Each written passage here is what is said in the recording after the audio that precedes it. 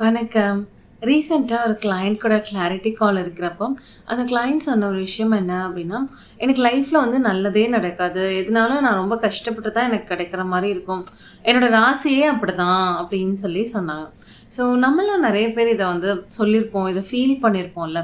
"எனக்கெல்லாம் வந்து லக்கே கிடையாது. என்னோட ராசியே அப்படிதான்." அப்படின்னு.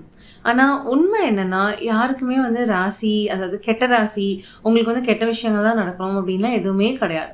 நம்ம நெனச்சா நம்மளோட லைஃப்ப நம்மளால மாத்திக்க முடியும்.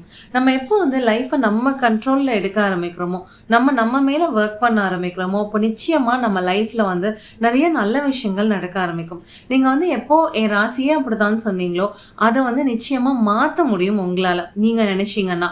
ஏன்னா இந்த லைஃப் அப்படின்றது யாருக்குமே வந்து பொறக்கிறப்பவே வந்து நீ லைஃப்ல கஷ்டப்பட்டுட்டே தான் இருக்கணும் அப்படின்னு சொல்லிலாம் வந்து யாருமே வந்து பர்த் எடுக்கல.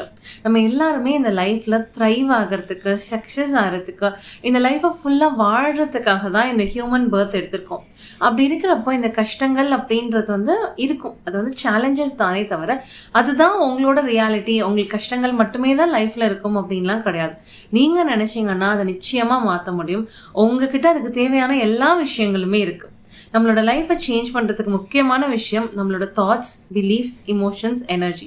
இது வெளிய எங்கேயுமே இல்ல. இது எல்லாமே உங்களுக்குள்ள தான் இருக்கு.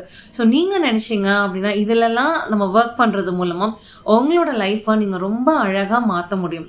ஃபர்ஸ்ட்டு உங்களோட தாட்ஸ்லேருந்து ஆரம்பிங்க. உங்கள நீங்க அப்சர்வ் பண்ண ஆரம்பிங்க. ஒரு நாள் முழுசும் உங்களுக்கு என்ன மாரி தாட்ஸ் ஓடுது, நீங்க என்ன மாதிரி எமோஷனல் ஸ்டேட்ல இருக்கீங்க அப்டின்றத அப்சர்வ் பண்ண ஆரம்பிச்சீங்கன்னாலே, உங்களுக்கு நெறைய விஷயம் புரிய வரும். அவேர்னஸ் தான் வந்து ஃபர்ஸ்ட் ஸ்டெப். ஸோ அதுலேருந்து ஸ்டார்ட் பண்ணுங்க.